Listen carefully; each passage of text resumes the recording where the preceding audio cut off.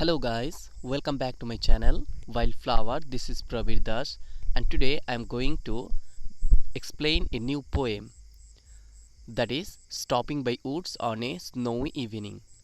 It was written by Robert Frost. Before starting this poem, I would like to say something to you. I hope all of you are fine at your home. I am quite well at my home. So, in this pandemic situation, the outside situation is very bad. So, stay at your home and stay safe.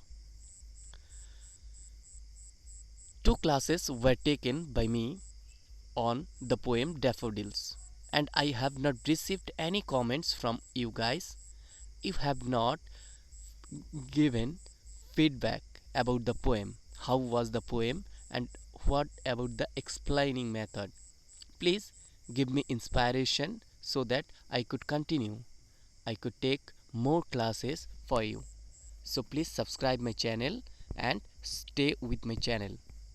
Stay tuned. Okay, without wasting our time, let's go ahead for today's class. The name of the poem is Stopping by Woods on a Snowy Evening, and the author of this poem is Robert Frost. Okay, so this poem was written by Robert Frost, a great American poet, and he was a creative and innovative narrator. The poem was written in the year 1922. It was an extraordinary poem written by Robert Frost.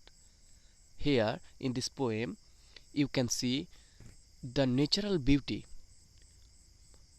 was seen in the perspective of the eye of the narrator, of the poet Robert Frost. Okay, so before explaining the poem, I will recite this poem and after that I will explain. Okay, so get ready. Stopping by Woods on a Snowy Evening. Robert Frost. Whose woods these are, I think I know. His house in the village, though. He will not see me stopping here to watch his woods fill up with snow. My little horse must think it queer to stop without a farmhouse near. Between the woods and frozen lake, the darkest evening of the year, he gives his harness bell a shake to ask if there is some mistake. The only other sounds the sweep of easy wind and downy flake. The woods are lovely, dark and deep, but I have promised to keep, and miles to go before I sleep, and miles to go before I sleep. So here at the last two lines, the poet used a repetition, the figure of speech. Okay, so come to the starting point of the poem. Okay, stopping by woods on a snowy evening. Here, dear guys, different kinds of grammatical terms are used in this poem, but we do not call, but we do not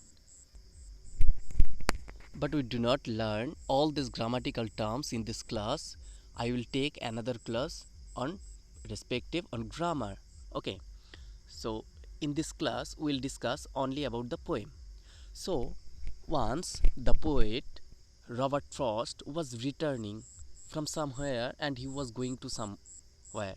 Okay, on his way, suddenly he saw an extraordinary scene by the nature. When he was returning through a forest, he saw a beautiful scenery which was attracted by the poet, and he stayed there sometimes and he enjoyed the scenario. After that, he had feel a great aspiration and write this poem. Okay, so first, stopping means the poet, when he was running or he was walking or he was going during his journey, he stopped. Stopping by woods. Woods here, a group of forest, a forest which is covered by the tall trees. On a snowy evening, snowy is an adjective. Okay, evening, the evening was snowy means at that time it was cold evening. Okay, the snow was falling down. Whose woods these are, I think I know. Here the poet was returning from market. Maybe the poet was returning from the market, and he was going to his destination. So whose at, on his way he stopped there, and he assumed himself, he was questioning to himself that whose woods this are, I think I know. Where the poet was standing, the poet, exactly the particular place where the poet was standing, there was a forest, in the forest. Okay, so the poet was thinking that the forest where I am standing, I think I know. I know means I know the owner of this forest. This property belongs to someone.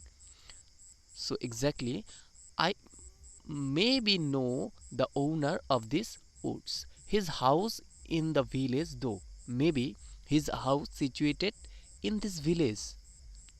When the poet was returning, when the poet was going to his destination, on his way he stopped and he assumed that he might know the owner of this forest and maybe his house situated in this village. He will not see me stopping here to watch his woods fill up with snow. Here, he will not see me. He means here he refers the owner of the woods. Not see me stopping here. The poet, exactly, the poet was standing there.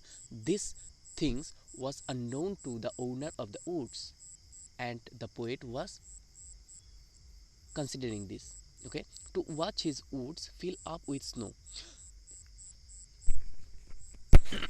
Sorry. So the poet was crossing the way. The poet was crossing the forest. Okay, woods. So he thought that maybe the owner of this forest is not seeing him. He was enjoying the beauty from his woods, and the woods fill up with snow. It was the evening time. The snow was falling down, and the poet was looking on it or enjoying the evening. So to watch means he was enjoying the nature. His woods fill up with snow. It means the woods was covered with snow. My little horse must think it queer. It means along with the poet, he had a little horse must think it queer to stop with it without a farmhouse near.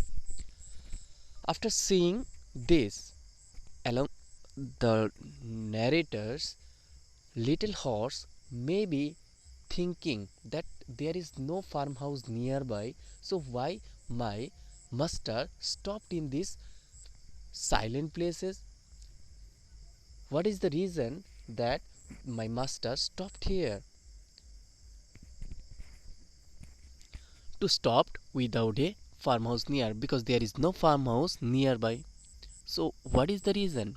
Between the woods and frozen lake. So the poet was standing or stopping between the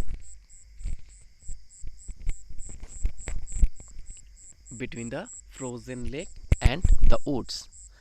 The darkest evening of the year.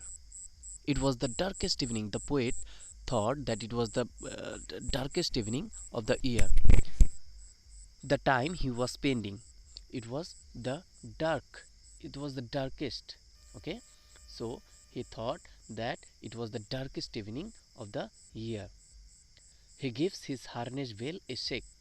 He hear the little horse. He notify his master that Is there any mistake that he stopped here without any reason? There is no farmhouse nearby. So what is the reason? So he was notifying by giving ringing his harness bell, a shake. It means, what is harness bell? Harness bell, a thing which was covered on the neck of a horse, and it was ringing when it shakes its neck. Okay, after that, to ask if there is some mistake. So continuously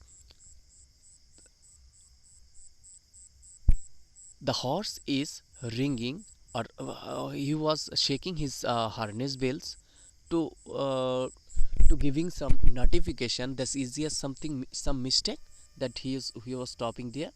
The only other sounds the sweep, and there was another sound instead along with the harness bell, that was the sweep of easy wind and downy flake, the snow which was falling down over the leaf of the forest, over the woods. There was a sound that was sweep. The woods are lovely, dark and deep, but I have promised to keep. The woods are lovely. In this situation, the poet was enjoying the scenario, okay, and it was lovely, and he was impressed, he was attracted by the nature. And the woods are lovely, and he said the woods are lovely, dark and deep. It was dark, it was deep, it was dangerous, but it was very lovely, but I have promised to keep. But about his destination, where he was going, he had make a promise, and he had to do it, he had to keep. But I have promised to keep, and miles to go before I sleep, and miles to go before I sleep. It means the poet had to go before completing his destination.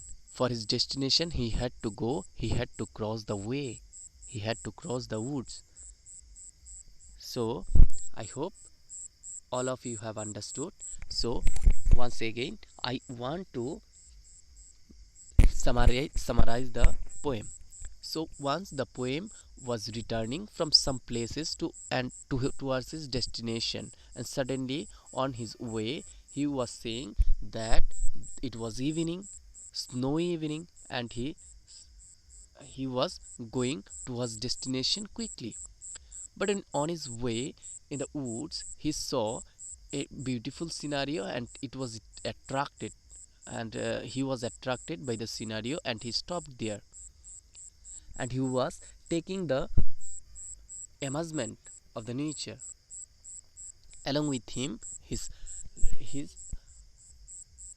little horse was there, and he was astonished. His little horse was astonished because there was no farmhouse nearby, and he was queer that what is the reason? Is there any mistake that his master stopped there?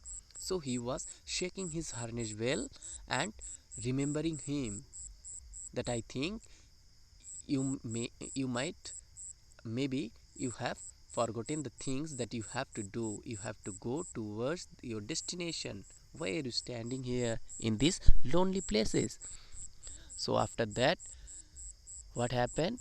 The poet suddenly remembered that he had to go, but the scene was very beautiful, very lovely, and it was attractive. Okay, so but the poet had promised to someone that he had to go to reach his destination, and he had to go a long way, he had to go in a further way. Okay, so that he had to go before he sleep.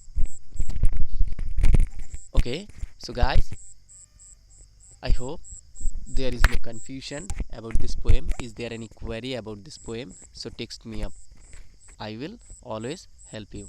Okay, that's it for today. Come to the next class and we'll talk about another classes. Thank you.